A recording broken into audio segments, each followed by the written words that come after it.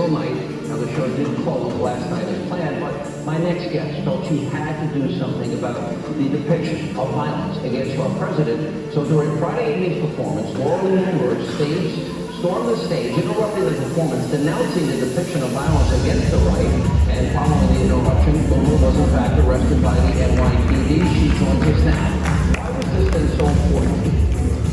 This has been really important to me because the left has systematically and programmatically used free speech and artistic expression as a pretext to incite violence against the right and promote the assassination of President Donald Trump. Conservative activist Loomer confronted Hillary Clinton about the missing emails at her bedside. Laura took those footage right there. It's with me now.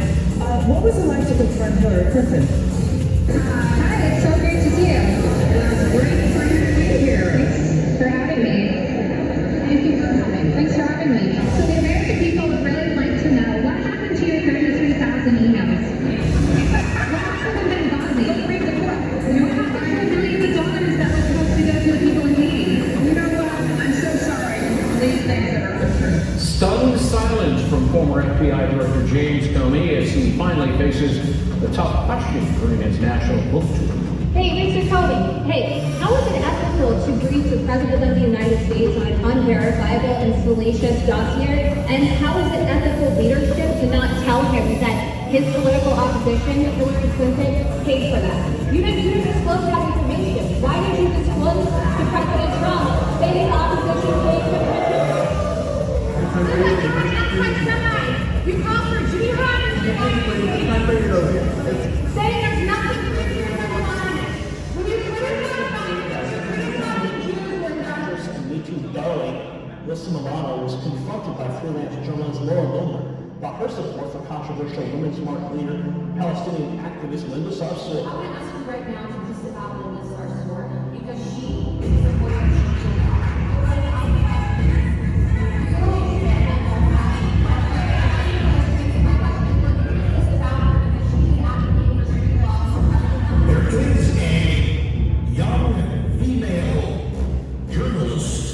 conservative journalist by the name of Laura Loomer. She caught up with Maxine Waters and had a little chat with her. Where are conservatives allowed to go? Are there separate? Do we sit for back of the bus?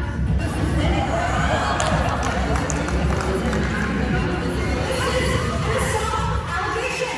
You cannot be the Attorney General of Minnesota if you abuse women, Mr. Allison. Independent investigative journalists Laura Loomer and Mike Schumer walked right in the hotel service elevator unchallenged. They haven't taken any efforts to really improve their security measures despite the fact that the worst mass shooting in U.S. history took place on one of their properties.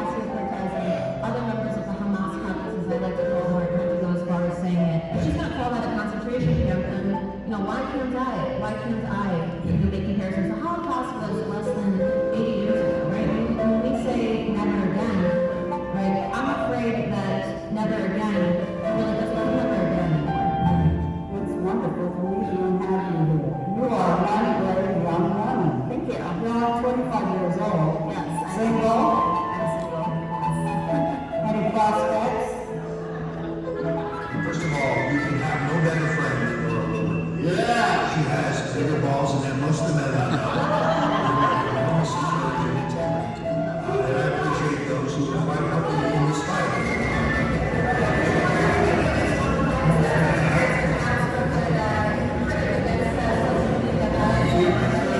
When I got 0 followers, like something like 25 million impressions, so I started calling them out. The second I called them out, that stopped for me. The problem is, it's not stopping for little accounts that don't have my soapbox.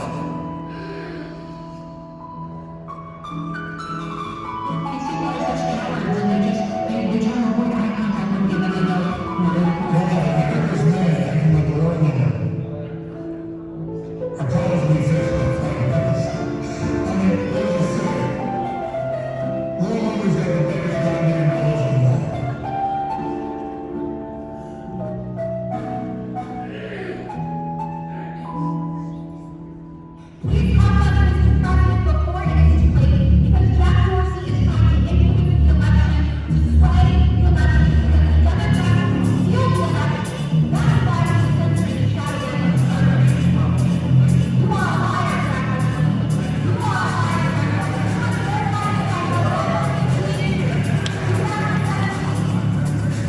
Dorsey.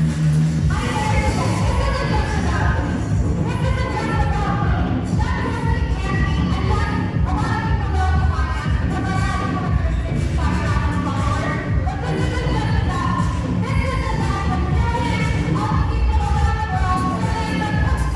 are a liar, Jack Dorsey.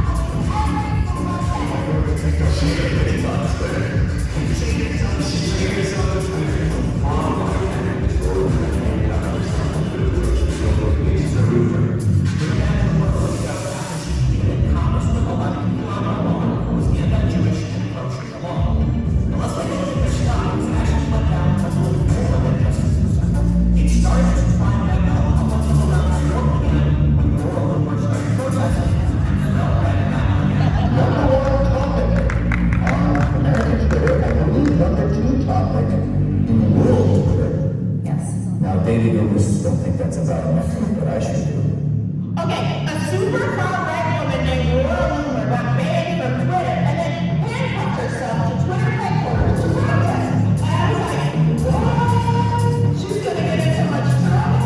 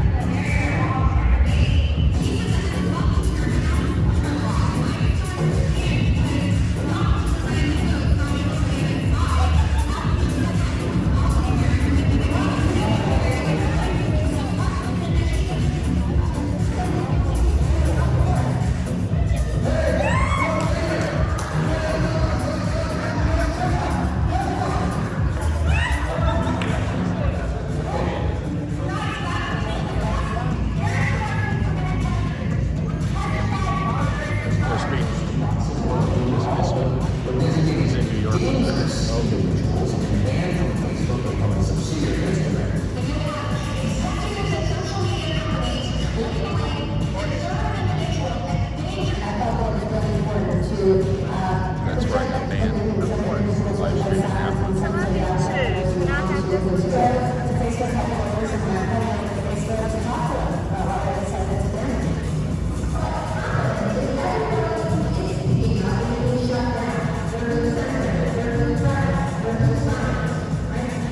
There's a girl in America named Loomer who, she got banned from Twitter for saying, which is kind of ironic because I've never been saying it, that the Loomer works with character organization. I know now everyone's saying that she called Loomer anti-Semitic and said that they're all doing the brother, and now it's spelled out.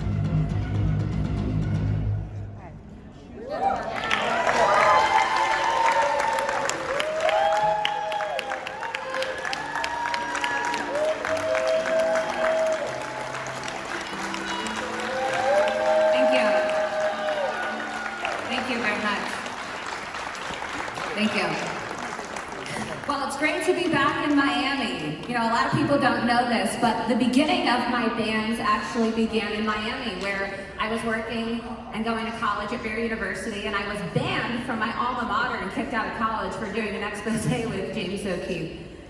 So thank you so much to Katja and Alex and the organizers of American Priority for having me here. For those of you who don't know me, my name is Loomer. I am a conservative investigative journalist. I'm 26 years old, and I am now running for Congress in Palm Beach, Florida, which is where Mar-a-Lago is located. So when I win my race, I will be President Donald Trump's Congresswoman. Very exciting. So, how am I the most banned woman in the world? Here is a list of all of the places I have been banned. It's pretty remarkable. Uber, Lyft, Uber Eats, I can't even order delivery. Twitter, Facebook, Instagram, GoFundMe, PayPal, Venmo, Chase Bank, MGM Resorts, Periscope, Medium, Teespring. Oh, God, it's like a, you know, you lose your breath talking about it. It's pretty insane what has happened. And you may be asking yourself, well, how do you get banned from all these places? Well, I was permanently banned from Uber and Lyft because some of you may remember in New York City, there was an ISIS terrorist attack where an Islamic terrorist Uber driver drove a car into a bike lane and killed 8 people. I tweeted about this and talked about how it was unacceptable that ISIS terrorists were being hired by these services that we all use. I'm sure all of you have probably used Uber or Lyft, and because of that, I was banned. Banned from Facebook. So the peak of the bans really began last November when I was permanently banned on Twitter. And a lot of people don't really have the facts about why I was banned. I was one of the first people to really expose Ilhan Omar, as you saw from my video compilation that I just played for you guys.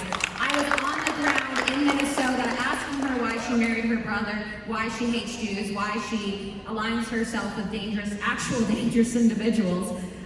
That was when she was campaigning. And I posted this tweet. This is the tweet that got me banned. And I know that the media is somewhere in here in the back room, but this is the tweet that got me banned.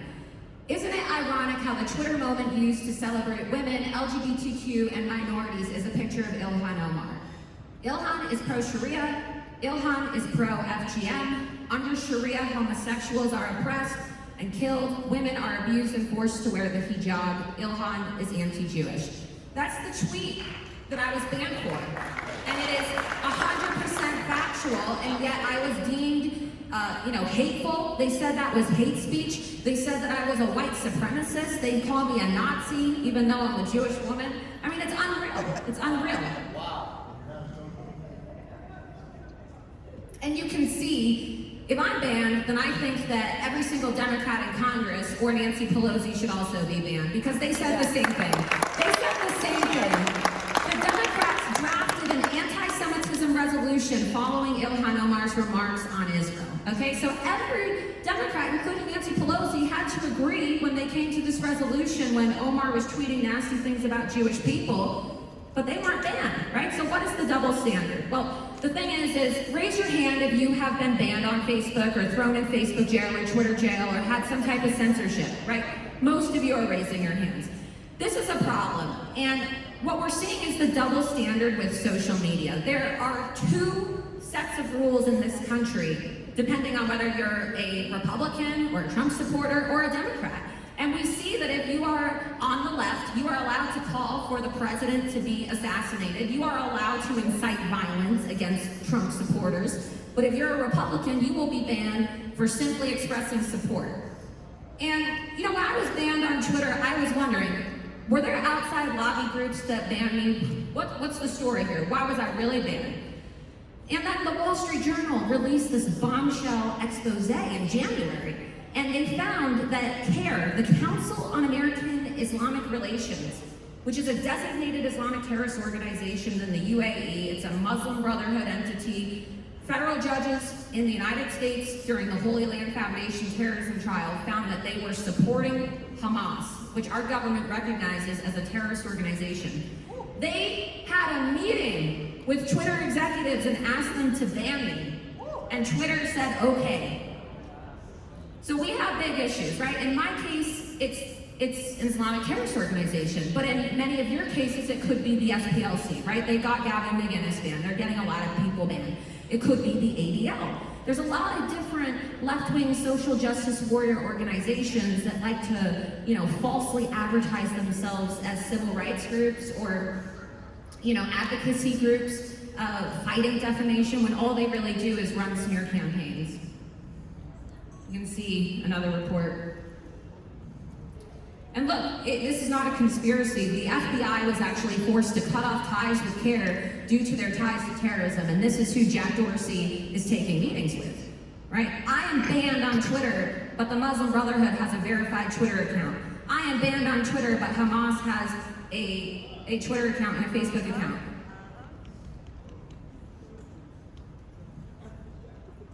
And then again, you can see the ruling. This is all information that the press should be talking about, but they don't, right? Government has produced ample evidence to establish the associations of CARE, tying them to Hamas. This is a report from David Harris's site. I know he's here.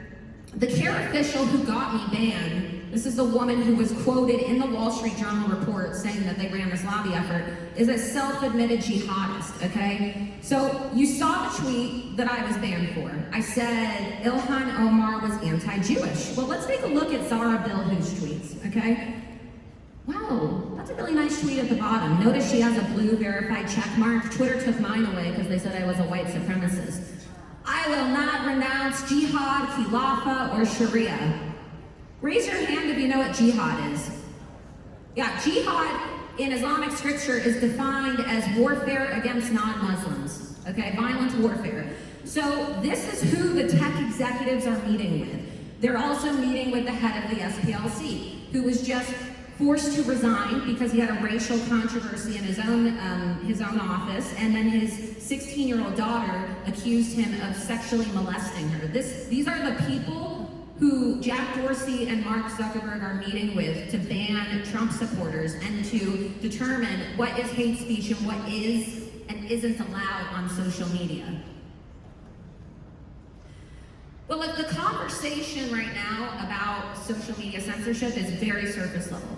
People want to talk about Facebook. People want to talk about Twitter bans. But what we're not talking about, and what should be at the forefront of this, is how it's a civil rights violation. We need to change the narrative. This is no longer a discussion about free speech and a violation of the First Amendment. Your civil rights as Trump supporters are being violated by these big tech social media companies that are owned and operated by communist donors, mega donors to the Democrat candidates who want to shut you down and financially blacklist you. These are the same exact tactics that were used in the time leading up to the Holocaust, where they would demonize, polarize, ostracize, and then financially blacklist an entire segment of society until they convinced the other people to commit genocide, right? And we need to stop it. We need to stop it because history will repeat itself, all right? And never again is right around the corner, you guys. Take it from me. I was banned from PayPal, Chase Bank. How many of you guys knew that Chase Bank is now targeting Trump supporters? Chase Bank shut my online access to my bank account down the day before my Twitter protest. They banned me, they banned Enrique Tarrio, they banned Joe Biggs. What do we all have in common? Oh, we just happen to be very popular Trump supporters online that had followings of hundreds of thousands of people, if not millions. And if they're gonna do it to me, and no one's gonna speak out about it, they're gonna do it to you too.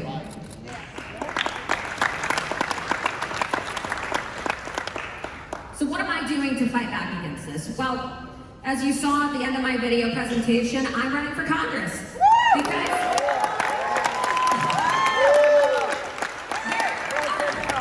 there are not enough fighters in Congress right now speaking up for the everyday people, okay? We hear too much talk about big tech. Every day we hear that Jack Dorsey and Mark Zuckerberg are censoring people, but I want to know what they're actually going to do about it. I want to know what they're going to do for people like you who don't have my soapbox. I want to know what they're going to do when Chase Bank shuts your account down, when PayPal prevents you from making money in your online business, when you're completely disenfranchised and shut down and silenced and you're not able to receive information about your election process. I am a candidate for US Congress and I don't have social media. But I'm still fighting. You know, I'm not gonna let them get me down because I filed lawsuits. In April, I filed a lawsuit against CARE and Twitter. I'm suing them, it's going great. The fake news media never wants to talk about my lawsuits or the fact that Twitter and Facebook are taking meetings with Islamic terrorist organizations and ordering hit jobs on journalists. They don't want to talk about that. But I sued them. I sued Google, I sued Facebook, I sued Twitter, and I sued Apple. And they tried to get my case dismissed, and the DC Circuit Court of Appeals said that they're going to hear my appeal. So I'm going to go to Washington, and I'm going to present my appeal. And I'm fighting on behalf, in that antitrust case, on behalf of all conservative Americans, and really all Americans, because let's be honest, free speech should not be a partisan issue. We are all Americans, and I'm a Republican, I'm a Trump supporter, but I'm in favor of everybody having free speech in this country.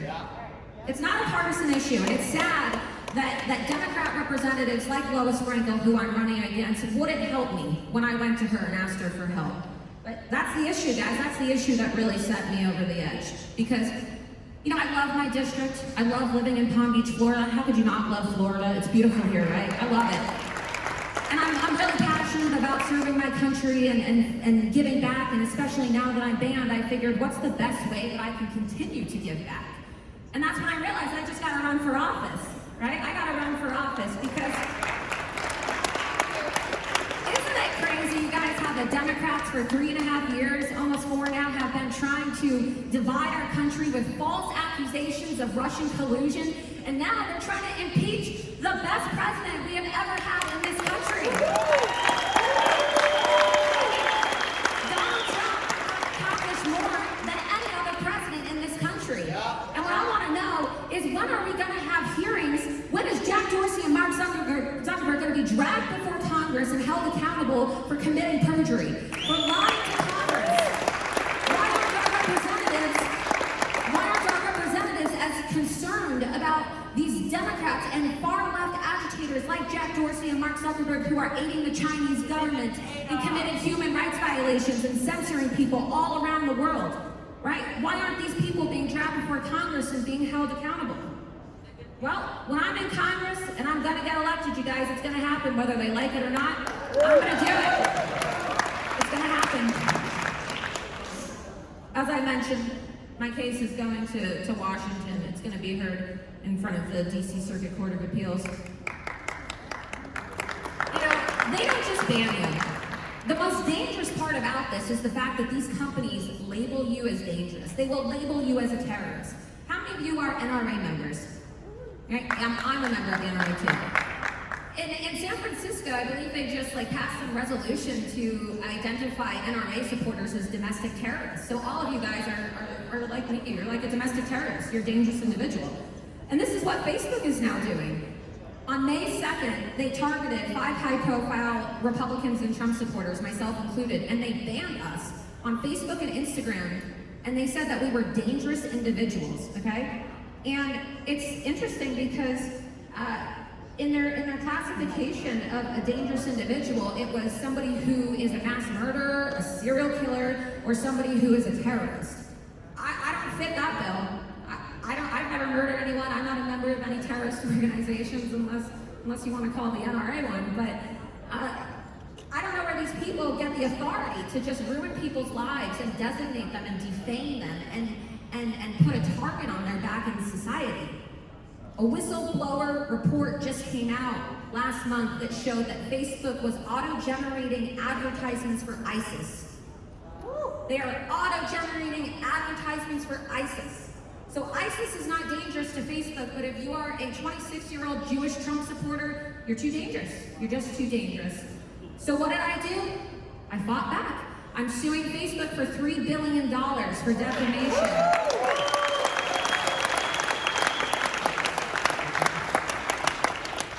And then what did Facebook do? Well, the day that I filed my lawsuit against Facebook, they changed their terms of service. And this should frighten all of you because this is proof that these companies have more power than the president himself, right? They are trying to interfere in our election. You already saw Kamala Harris is calling on Jack Dorsey to ban the president of the United States. Can you believe it? She wants to be president and she wants Trump banned.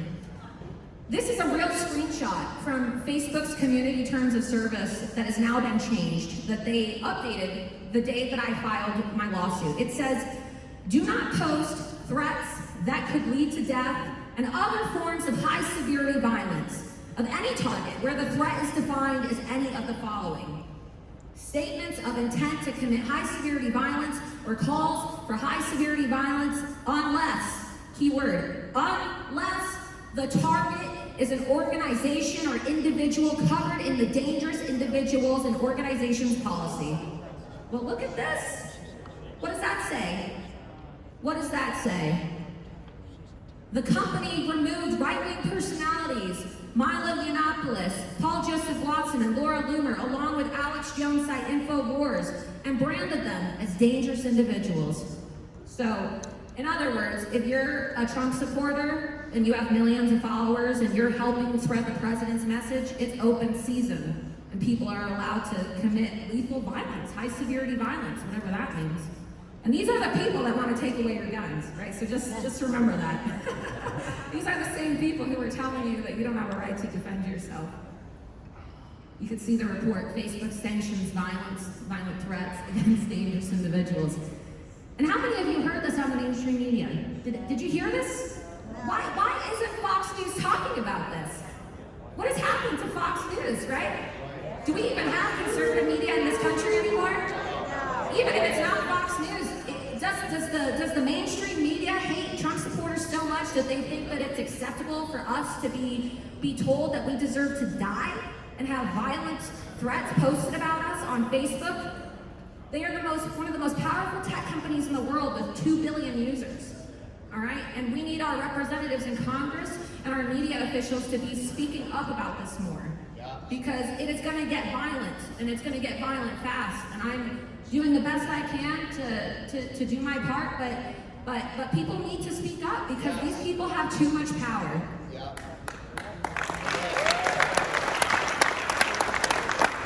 One of the things I'm really proud about is in the recent filing by Facebook, they filed a motion to have my case dismissed. It's not going to work. They said that they're a publisher. Well, that means that Jack Dorsey and Mark Zuckerberg, they perjured themselves. We already know this, but now this legal document in response to my lawsuit is proof, because when they testified under oath, they said that they were platforms. And that's the only reason why they get the Section 230 immunity. Right? And I don't want to get in the weeds of the Section 230 argument that protects these companies, I guess, from their distinction of platform versus publisher, because they defamed me, right? And at the end of the day, Section 230 has nothing to do with Facebook defaming me, because Section 230 doesn't protect them from inciting violence against my life. You are not protected by Section 230 to say that it's okay to post threats of high severity violence against my life. But I got them to admit that they're a publisher, and this actually is making the rounds in the media, and it's going to cause some issues. And I am aware that some members of Congress have seen this, and people in D.C. are aware of this. And so hopefully we're going to see more progress when it comes to breaking up big tech until I'm elected to Congress and I do it myself.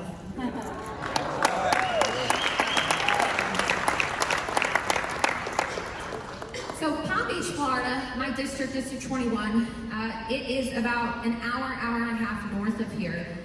It is President Trump's district. And so I am very excited. I may be banned on social media, and they can call me a provocateur, they can call me whatever they want, but I'm very excited to flip this district red and give President Donald Trump a Republican representative who respects him in the district where Colorado is located.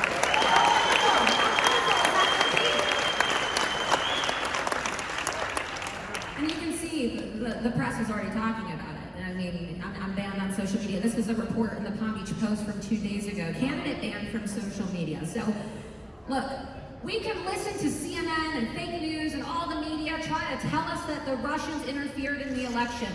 But at the end of the day, the Russians have nothing on big tech. Because the real election interference and collusion is between the Democrat Party and these fascists, these actual fascists in big tech like Jack Dorsey and Mark Zuckerberg and Google that are actually trying to censor and sway the election so that the Democrats can steal the election. And don't ever let them tell you otherwise. Don't ever let them tell you. But look, you can try to kill the messenger. They've tried to kill me off. They've tried to defame me. They've done everything that they can to try to ruin me. But I'm still here. I'm still standing strong and I'm running for Congress. And even without a Twitter account, I'm still trending #1. Okay? I'm still trending #1 on Twitter. Whether it's handcuffing myself to the front door of Twitter or putting illegal aliens on Nancy Pelosi's lawn or announcing my run for Congress, I continue to trend #1 on the platforms which they ban me. Because you can try to kill the messenger, but you cannot kill the message. And censorship is un-American. It is un-American. The thing that separates this country from every other country and makes the United States of America the most amazing, great country to live in is the fact that we have free speech. And it's why those protesters in Hong Kong are holding signs up saying that they need a constitution. They are looking to us as a symbol of hope. And we have a duty as Americans to preserve that. Okay, we have a duty as Americans to keep holding the torch and protecting our constitutional rights, especially the First Amendment, because we are a symbol for the world and other oppressed people around the world who want to enjoy and have free speech and liberty. So thank you. Thank you so much for being here.